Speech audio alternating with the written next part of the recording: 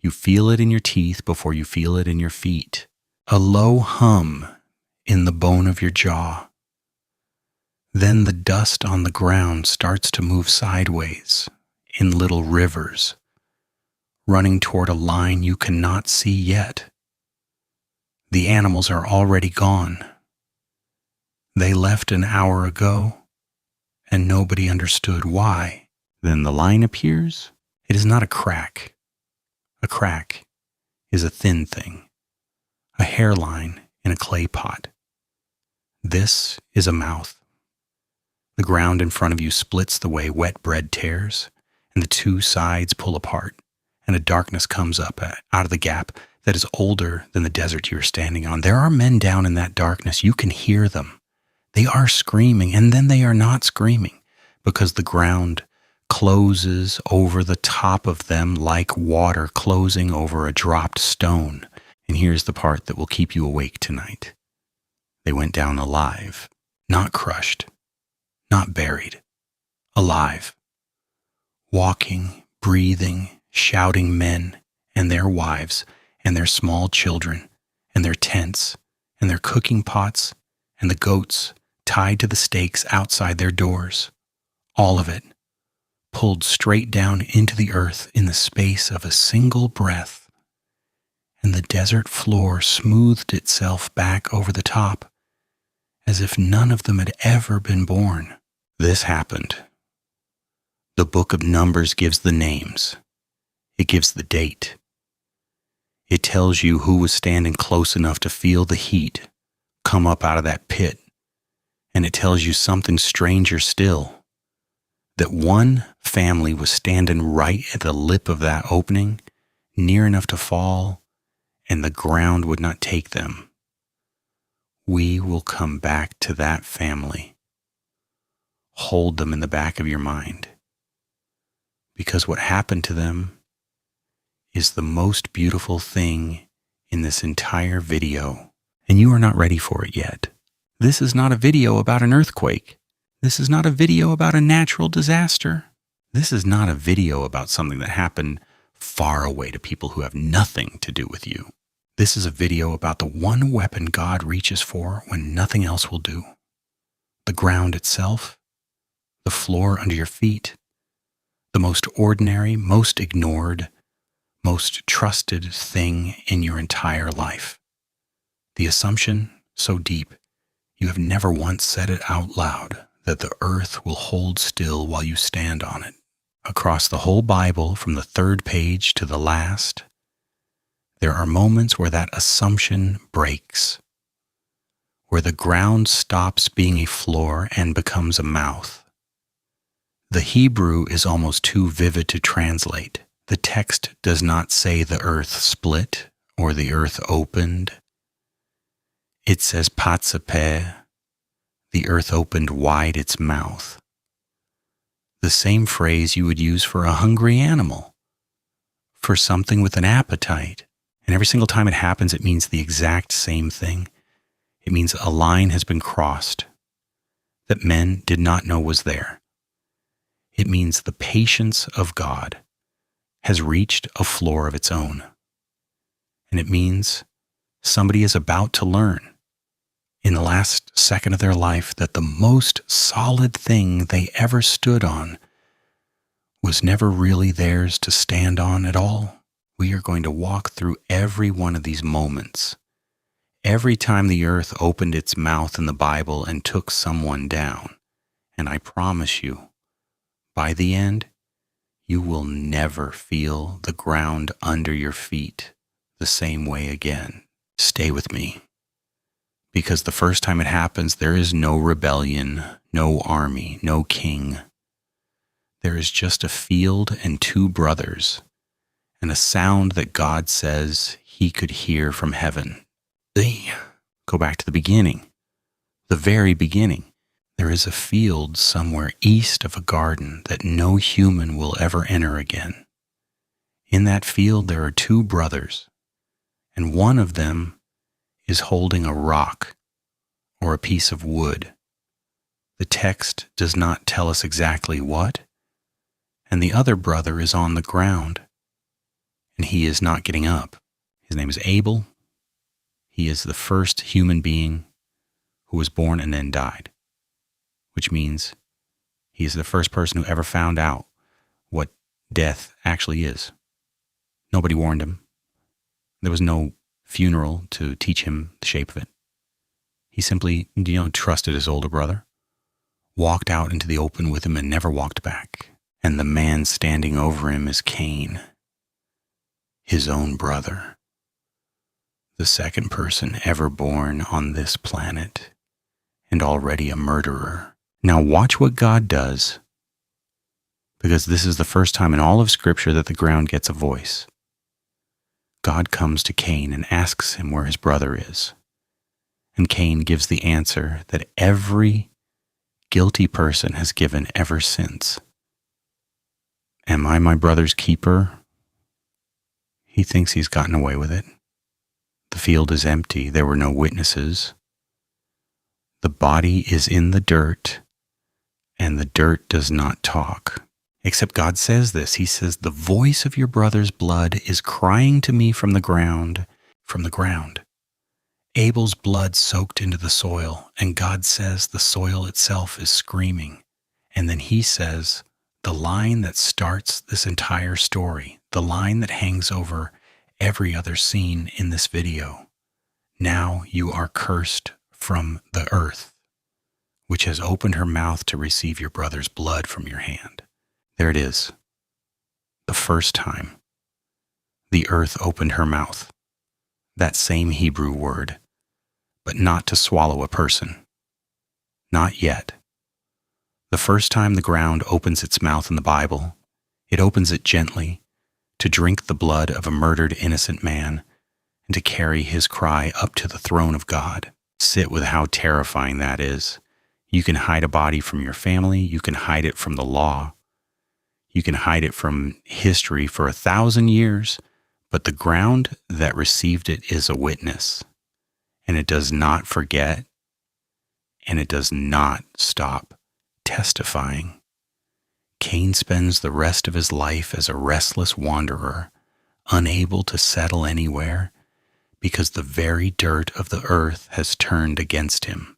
That is the seed of everything. The ground is not neutral. It belongs to God, and it keeps a record. Now jump forward. Centuries. A nation has been born out of slavery. 2 million people, freed from Egypt, walking through a desert toward a land they have never seen, following a man named Moses who talks to God on a mountain and comes back with his face shining so hard the people are afraid to look at him. And here's where it gets remarkable, because the next time the earth opens its mouth, it is not because of murder. It is because of something that looks, on the surface, almost respectable. His name is Korah. Korah is not a criminal. Korah is not a foreigner.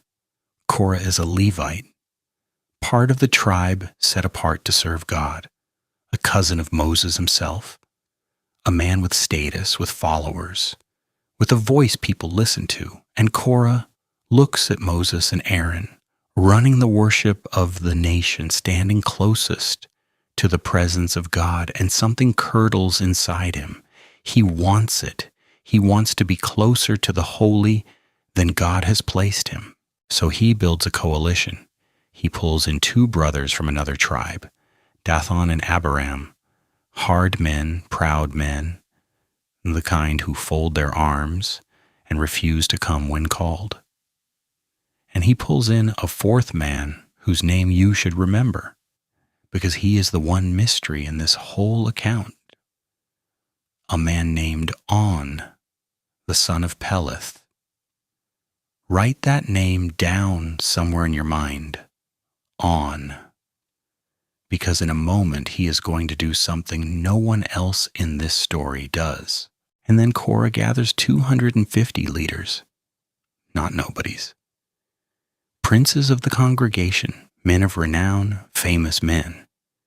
And together, this whole shining company marches up to Moses and says the words that doom them. You take too much upon yourself.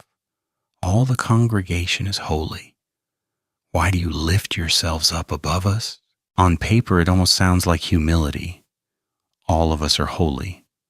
Who are you to be special? But underneath it is the oldest poison in the universe, the same poison that emptied heaven of a third of its angels. The refusal to stay where God has put you, the hunger to climb to a place that was never offered. And Moses does something you would not expect. He falls on his face. This towering man, this man who split a sea, drops into the dirt in front of the very people accusing him. And then he stands up and he says, fine. Tomorrow morning, every one of you bring your censer, your fire pan, your incense, and we will let God himself decide who he has chosen. We will let God pick. That night is the longest night in the camp. 253 men going to sleep certain they are about to be promoted. And Moses, somewhere in the dark, knowing what is coming and grieving it before it arrives. Hold that thought, because the morning is going to bring the most precise, most surgical act of judgment in the entire Old Testament. And it is going to start with Moses saying the strangest sentence, a sentence where he basically dares God to invent something that has never existed in the history of the world. The morning comes. The 250 are standing at the door of the tabernacle, censers in hand, smoke curling up. Korah is with them. And off to the side, in front of their own tents, stand Dathan and Abiram, who refuse to even show up to the tabernacle. They are standing in their own doorways with their wives and their sons and their little ones, arms folded, watching, defiant to the last second. And the glory of the Lord appears to the whole congregation. God tells Moses and Aaron to step back because he is ready to consume all of them in an instant. And here's where you see who Moses actually is. He does not step back and let it happen. He falls on his face again and he begs. He says, will you be angry with the entire congregation for the sin of these men? He pleads for the very people who tried to destroy him. So God narrows it. He tells the people, get away from the tents of these wicked men. Touch nothing of theirs, or you will be swept away in their sin. And the crowd peels back. They scatter from around the tents of Korah and Dathan and Abiram, leaving them standing alone in a clearing, exposed, in the center of a ring of 2 million staring faces. And now Moses says it, the dare. He says, if these men die a normal death, the way all men die, then the Lord did not send me. But here's the Hebrew that should make the hair on your arms stand up. But if the Lord makes a new thing, if the Lord creates a creation, if he opens the ground and it swallows them, and they go down alive into Sheol, then you will know that these men have despised the Lord. The word Moses uses is bara. It is the same word, the exact same word that opens the entire Bible. In the beginning, God created, bara, the word reserved in Hebrew almost only for God, because it means to make something out of nothing, to bring into existence a thing that has never existed before. And Moses is standing in the desert asking God to bara, to create an act of uncreation, to invent on the spot a brand new kind of death the world has never seen. He has not finished the sentence. The text says it this way. As soon as he had finished speaking all these words, the ground split apart under them. You see it now, the way the people saw it. The dust running sideways, the hum in the teeth, and then the clearing where Dathan and Abiram stand in their doorways simply opens. The earth opens her mouth, that word again, patsapeh, and it swallows them. and their households, and every man that belonged to Korah, and all their goods. They go down alive into Sheol. Sheol. Let me give you that word because the English will lie to you. We read the pit, or sometimes hell, and we picture flames. Sheol is not flames. Sheol in the Hebrew mind is the place of the dead, the grave, the realm beneath, dark and silent and final, where the dead go down and do not come back up. And the horror of this sentence is the one word that does not belong there, alive. They went down into the realm of the dead alive, conscious, aware, feeling the dark close over their heads, and then the ground closes. The text says the earth closed over them, and they perished from among the assembly. The clearing is just a clearing again, smooth dirt, as if the most powerful, most famous, most ambitious men in the camp had simply never been. The people closest to the edge run screaming because they think the mouth is going to keep eating. And then fire comes out from the Lord and consumes the 250 men still holding their censers at the tabernacle door. 2 judgments, 2 different deaths, the same morning. The ground for the ringleaders, fire for the followers. Now, the man named Josephus, a Jewish historian writing for the Romans not long after the time of Jesus, retells this story, and even he, writing centuries later for a skeptical audience, cannot make it small. He describes the earth opening and the men going down with everything that was theirs, and he records it as the most extraordinary judgment in the nation's memory. The people never forgot it. Moses references it again in Deuteronomy. The Psalms sing about it. The earth opened and swallowed up Dathan and covered the company of Abiram. It became the byword for what happens when a man reaches for a holiness God did not give him. Here's the part nobody tells you, though. Remember the 4th name? On, the son of Peleth. He is listed at the very start as one of the ringleaders, right there with Korah and Dathan and Abiram. And then he vanishes. When the ground opens, his name is gone. He is not among the swallowed. The text never explains it. An ancient Jewish tradition says his own wife sat him down, talked sense into his head, and kept him in his tent that morning while the others marched out to die. We cannot prove it, but the silence in the text is its own kind of mercy. One man listed for death who somehow was not there when the mouth opened. Keep that flicker of mercy in your hand, because the ground is about to open again on a scale that makes Korah look small. The next time it opens, it is not going to take a few families. It is going to take an empire's entire army in a single night. Quick pause, because I need to ask you something, and it matters. If you are still here, if you felt that ground open under Dathan and Abiram, and it did something to you, then do me one favor. Subscribe. Not for me, for you.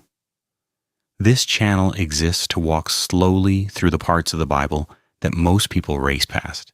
And the only way these videos reach the next person who needs them is if you tap that button and tell me in the comments which moment has hit you hardest so far. Was it Abel's blood crying from the dirt?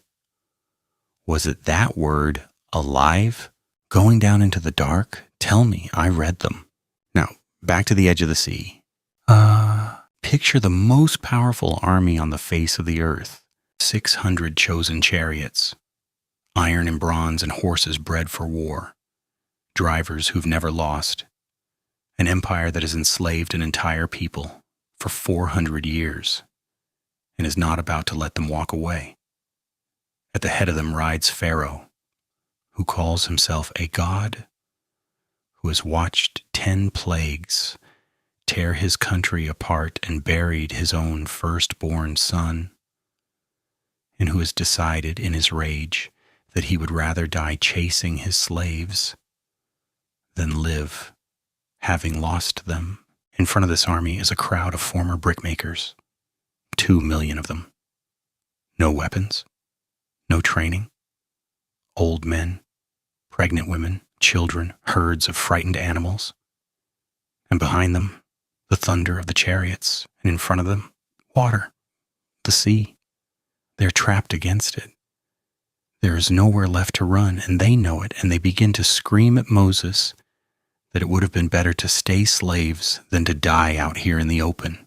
You know what happens next, or you think you do. The sea splits, a wall of water on the right, and a wall of water on the left, and the people walk across on dry ground in the middle of the night. It is the most famous miracle in the Old Testament. But pay attention to this, because almost everyone misses it. After Israel is safely across, after the Egyptians charge in behind them, after the walls of water collapse, and the entire army of the greatest empire on earth drowns in a single moment, Moses and the people stand on the far shore, and they sing. And in the song, they do not say the water killed the Egyptians. They sing this: "You stretched out your right hand, and the earth swallowed them." The earth, not the sea, the earth. The same verb, the same swallowing mouth that took Korah. The song uses it for the army of Pharaoh. Because to the Hebrew mind, when the waters came down and the army sank into the seabed, and the mud of the deep closed over 600 chariots, that was the earth opening its mouth one more time. The floor of the sea is still the floor. The ground under the water is still the ground. And it opened, and it drank an empire. Stop and feel the escalation here. The first time the ground drinks the blood of one man. The second time it swallows a few families. This time it takes the entire military might of a global superpower, and the bodies wash up on the shore in the morning, and a nation of former slaves stands looking at them, understanding for the first time that the God they serve does not need them to fight. He has the ground itself on a leash. And here's where it gets stranger, because the Bible takes this image of the swallowing ground, and it does something with it that should stop your heart. It starts to use it as a picture of the grave itself. There is a prophet named Isaiah standing in a city drunk on its own success, watching the rich devour the poor and the powerful trample the weak. And he says this. He says, "Therefore the grave has enlarged itself and opened its mouth without measure." The grave, Sheol, the same pit that took Korah. Isaiah personifies it as a mouth that has stopped having any limit, opened without measure, no bottom, no edge, just an appetite that grows the more a society feeds it. The book of Proverbs does the same thing. It warns a young man about violent companions who say, "Let us swallow them alive like the grave." There is that word again. Alive. The grave with an open mouth, swallowing people alive, exactly like the ground swallowed Dathan. Do you see what the Bible is doing? It is teaching you that the open ground in the desert was never just a one-time disaster. It was a window.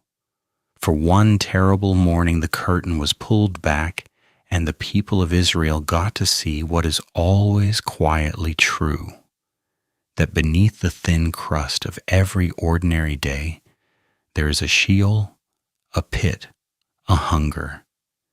And the only thing keeping any of us on the surface is the sustaining hand of God. The ground holds because He tells it to hold. And when He stops telling it, there is one more figure you need to meet before we leave the open grave behind. Because his story is Korah's story, wearing a crown. His name is Uzziah, and for most of his life he is the best king Judah has had in generations. He takes the throne at 16 years old. He builds towers, he digs wells, he raises an army. He invents machines of war that fire arrows and hurl stones from the walls of Jerusalem. The text says his name spread far and wide because he was marvelously helped. Until he was strong. Read that line again, because it is the hinge his whole life swings on. The Bible says it plainly. When he was strong, his heart was lifted up to his own destruction. And here is the destruction. King Uzziah, at the height of his power, decides that being king is not close enough to God. He wants to be priest, too. He walks into the temple, into the holy place where only the sons of Aaron are allowed to stand, and he takes a censer to burn incense on the altar. The exact thing Korah reached for, the exact line, the same square inch of holiness that God had fenced off and said, "This is not yours. This was never yours." 80 priests run in after him. The high priest plants himself in front of the king and says it to his face. "It is not for you, Uzziah, to burn incense, but for the priests. Get out of the sanctuary." And Uzziah, censer still smoking in his hand, turns on them in a rage, and while the fury is still twisting his face, leprosy breaks out across his forehead. Right there in the holy place, in front of the altar, the king's skin goes white in front of the horrified priests, and they shove him toward the door, and he himself is hurrying to get out, because he can feel that the Lord has struck him.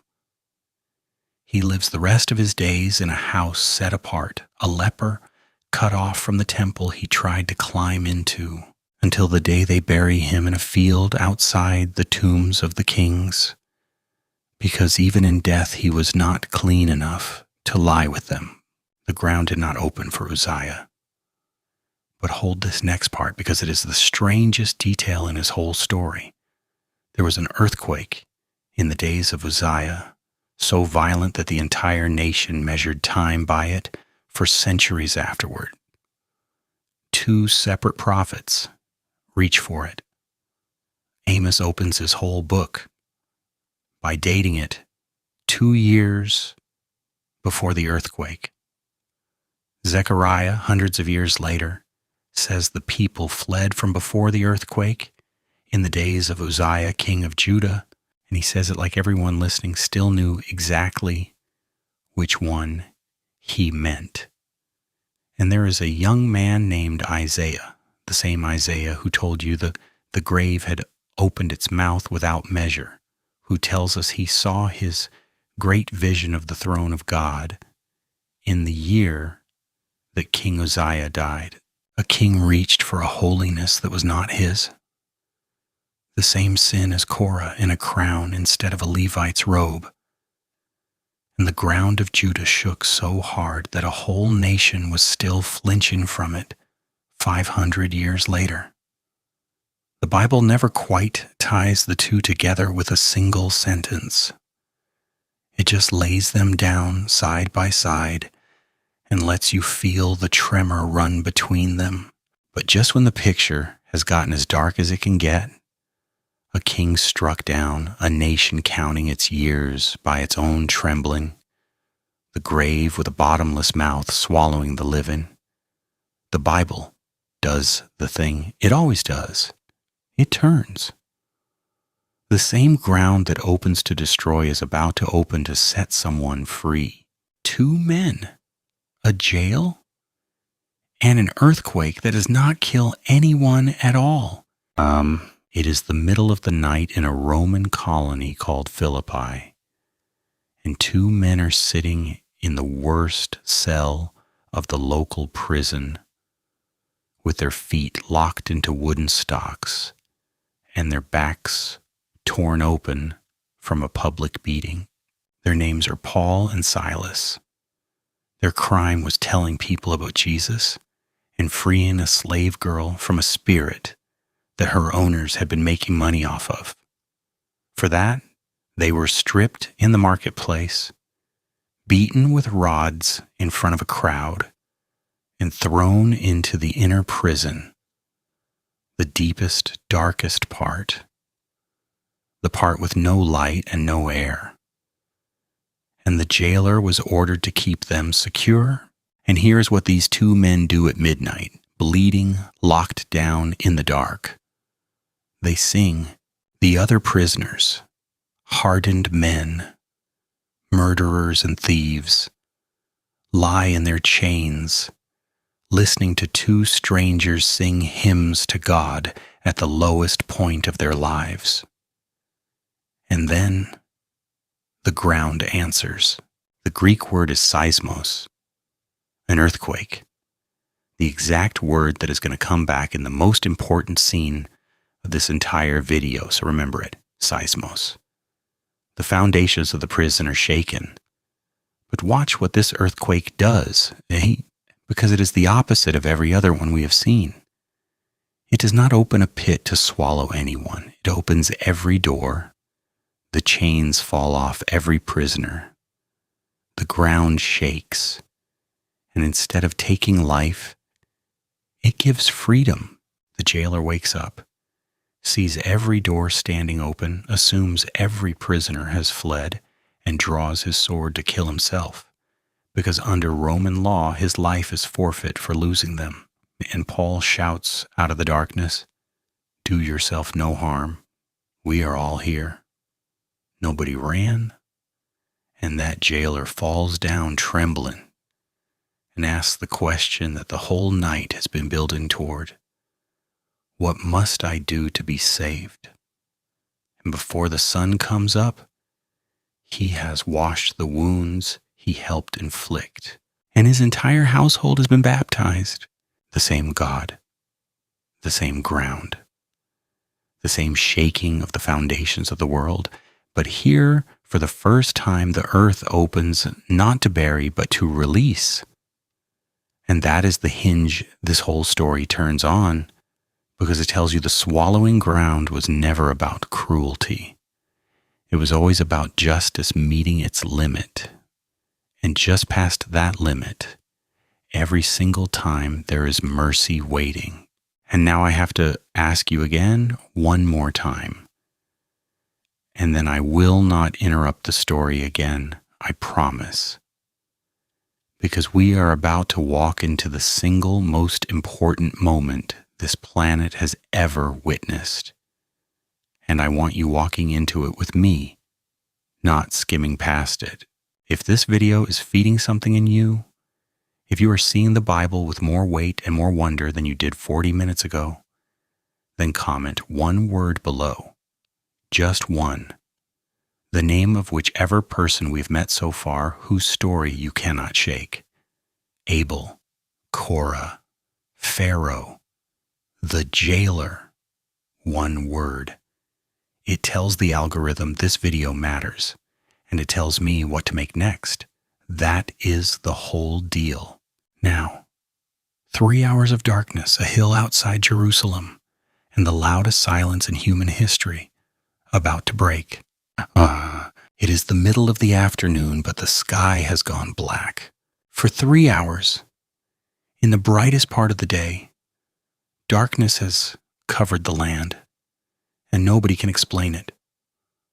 On a hill shaped like a skull just outside the city walls, 3 men hang on crosses. 2 of them are thieves. The one in the middle is not. His name is Jesus. He's been beaten past recognition. nailed through the wrists and feet, and lifted up to die the slowest, most public death the Roman Empire could design. At his feet stand a handful of women and one young disciple, and a short distance off, a Roman officer, a centurion, leans on his spear and watches men die the way he has watched 100 times before. It is his job. He is good at it. He feels nothing. And then the man in the middle lifts his head and cries out with a loud voice and says, "It is finished," and gives up his spirit. Not, "I am finished," not, "This is over," finished. The Greek word is the word a merchant wrote across a bill when the debt was fully paid. Paid in full. Nothing owed. He says the debt of the whole world is paid, and then he dies. And the earth answers. Watch the word. The text says, and the earth quaked. Seismos. The same word from the prison in Philippi. The same shaking. And the rocks split. The veil in the temple, the great curtain that for 1,000 years had walled human beings off from the holiest place, the symbol of the whole distance between God and people. It tears from top to bottom, and no human hand is near it. And the ground around Jerusalem cracks open, but this time watch what comes out of the openings in the ground. The text says, the tombs were opened, and the bodies of many of the saints who had fallen asleep were raised, and came out of the graves after his resurrection, and went into the holy city, and appeared to many. Do you understand what just happened? Every other time in this entire video, the ground opened and people went down. Down into Sheol, down into the grave. Down, alive, into the dark. This is the first time in the history of the world that the ground opens and people come up. The graves split open from the inside. The mouth of the earth, the same hungry mouth that swallowed Dathan and Abiram and an empire's army, the mouth that has been taking the living down into death since the field where Abel bled. That mouth is for the first time forced to open the other direction, to let the dead out, because the man on the middle cross just walked down into Sheol himself, alive. The way Korah went down alive, except Korah went down as a rebel under judgment, and this man went down as a substitute carrying judgment for everyone else. He went down into the very pit the whole Bible has been terrified of. And 3 days later, he broke its jaw open from the inside and walked back out and dragged the keys of death out with him. And the centurion, the one who felt nothing, the professional, the man who had watched 100 men die, feels the ground move under his boots, sees the rocks split, watches the sky and the earth react to this one death. And he says the sentence that the whole hardened Roman Empire never expected to hear from one of its own officers. He says, truly, this was the Son of God. The ground opened. And for once, instead of testifying against a murderer, the way it did for Cain, it testified for the innocent. It split itself open to announce that the man it could not hold had just defeated the pit forever. But the ground was not finished, because 3 days later it speaks one more time. And this is the seismos I told you to keep in your hand. It is just before dawn on the first day of the week. The body of Jesus is sealed inside a tomb, cut straight out of solid rock, with a stone rolled across the mouth of it so heavy that it took several men to move it. Because the authorities were terrified his followers might steal the body and claim he had risen. They had done something no grave in the history of the world had ever needed before. They posted soldiers, Roman guards, armed, trained, standing watch over a dead man with the seal of the empire pressed into the stone, and then the earth quakes. The text uses the word one final time. Seismos, a great earthquake. And an angel of the Lord comes down out of heaven and rolls the stone back and sits down on top of it, his face like lightning, his clothing white as snow. And the soldiers, the hardened, professional Roman soldiers, whose entire job is to stand unmoved while other men panic, the text says they shook and they became as dead men. Stop and feel how total that reversal is. At every other open grave in this entire story, the living go down and become like the dead. Here, the soldiers guarding a dead man fall to the ground and become as dead men, while the dead man inside the tomb gets up, folds the cloth that had covered his face, and walks out alive. The ground shakes, and for the first time since Abel bled into that field, the direction of everything has flipped. Death is the thing lying on the floor. Life is the thing standing up, the mouth of the earth, the mouth that swallowed Korah alive, the mouth that drank an empire, the mouth Isaiah swore had no bottom and no limit. That mouth was forced open from the inside by a man it had no right to hold, and it has never closed the same way since.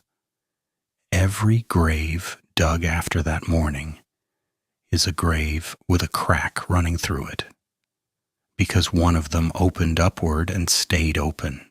That is the earthquake the whole Bible has been building toward.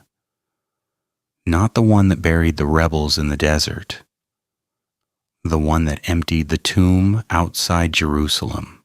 Now, remember the family. I told you, all the way back at the beginning, to hold them in the back of your mind. The family that stood at the very edge of the crack when Korah went down near enough to fall, and the ground would not take them. Here is who they were.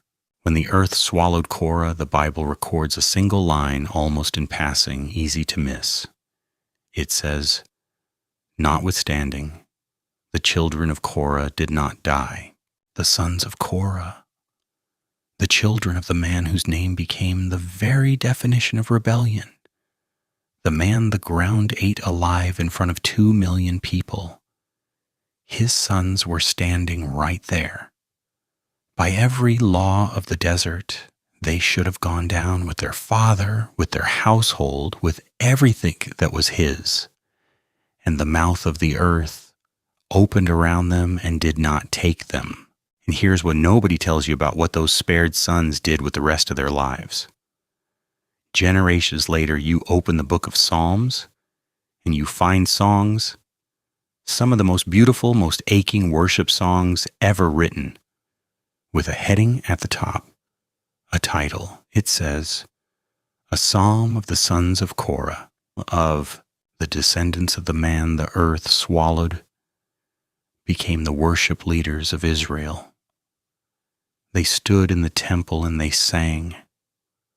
One of their psalms begins with words you have probably heard sung in a church without ever knowing where they came from. "As the deer pants for the water brooks, so my soul pants for you, O God."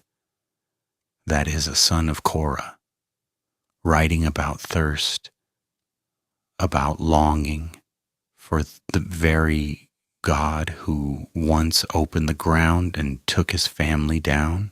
And it goes further. Trace the family line in the records of 1 Chronicles, and out of the survivors of Korah comes a temple singer named Heman, and back up that same bloodline stands one of the greatest prophets Israel ever had, Samuel, the boy who heard God call his name in the dark. Out of the line that the ground spared came the worship of a nation and the voice of a prophet. Do you see it now? The ground that opens to judge the Father is the same ground that closes to spare the sons. Judgment and mercy, standing on the exact same square foot of desert, in the exact same second. That is the whole Bible in one image. That is the cross 4,000 years early. So here is the part where most people would tell you this is all ancient history. Fault lines and folklore, things that happened to other people a long time ago in a land you will never see, except the ground is still doing it. Go to the lowest point on the surface of the earth, the Dead Sea, the place where Sodom once stood, the deepest scar on the face of the planet. And right now, today, the shoreline there is collapsing. As the sea shrinks, the fresh water underground dissolves ancient salt layers, and the ground above gives way without warning. They are called sinkholes. There are thousands of them now.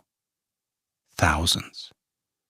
They open without a sound, sometimes 10 feet across, sometimes wide enough to swallow a road, a car, a building. Whole sections of beach, of farmland, of highway around that sea have simply dropped into the earth in the last few decades. Geologists map them. Tourists are warned away from them. The ground in the very region where so much of the story happened is, at this moment, quietly opening its mouth. I am not telling you those sinkholes are the judgment of God. They are geology, and the science is real, and I want to be honest with you about that. But I am telling you that the image the Bible has been pressing on you for 4,000 years is not a fairy tale. The ground really does open. It really does swallow. The crust you are standing on right now really is thinner than your confidence in it. And one day, in one way or another, every single one of us is going to feel it give way. And the only question the whole Bible has ever been asking you is this: when the ground opens, which direction are you going to go? Because there are only two stories here. There is the story of Korah, who reached for a holiness that was not his, and the ground opened downward and took him into the dark. And there is the story of the sons of Korah, who had every reason to fall and did not, who stood on the edge of the pit and lived and spent the rest of their lives singing to the God who spared them. And the difference between those two stories is not how good you are. The sons of Korah carried the same name, the same blood, the same guilt by association as the father who fell. The difference is mercy. The difference is a man who walked down into the pit himself so that the ground would open upward for you instead of downward. The last book of the Bible gives you one final picture, and it is the one I want to leave you standing on. In Revelation, there is a scene where a great enemy, a dragon, tries to destroy the people of God by sending a flood out of his mouth to sweep them away. And John writes that the earth opened her mouth. That phrase, one last time, patsape, and the earth opened her mouth and swallowed the flood. There it is. The very last time the ground opens its mouth in the entire Bible, it is not open to swallow a person. It opens to swallow the thing that was trying to destroy them. The mouth that drank Abel's blood, the mouth that took Dathan alive, the mouth that drowned an empire.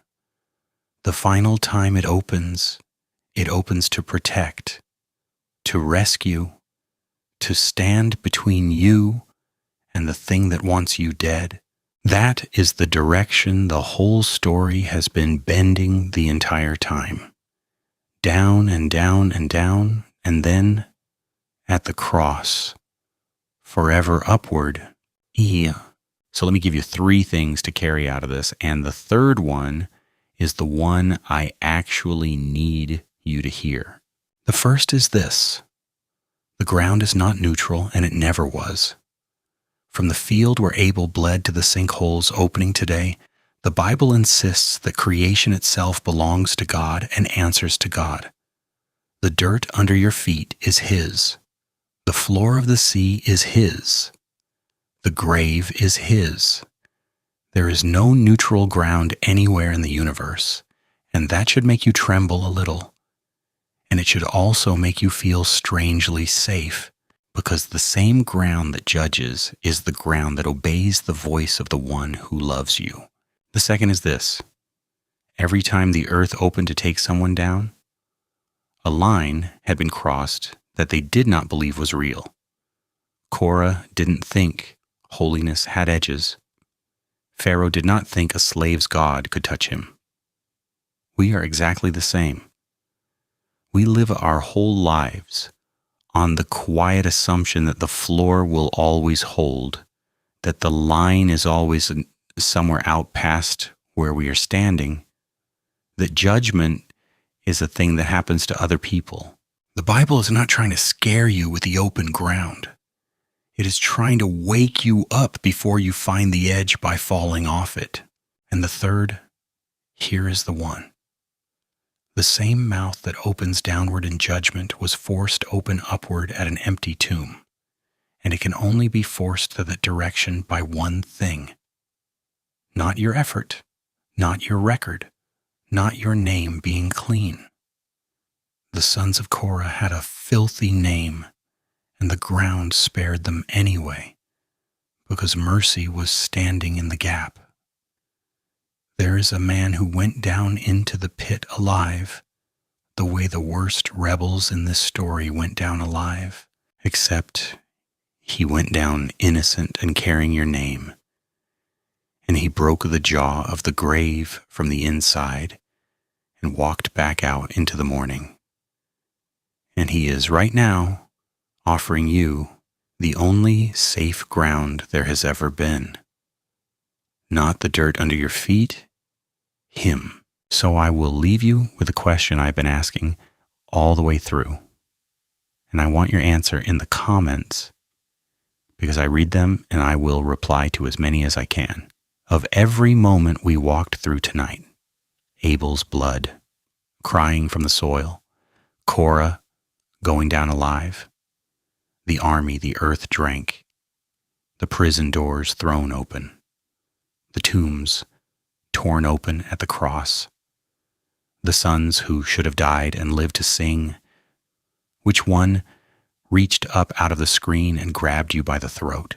Which one is going to be in your head tonight when you turn off the light and feel, just for a second, the floor under your bed?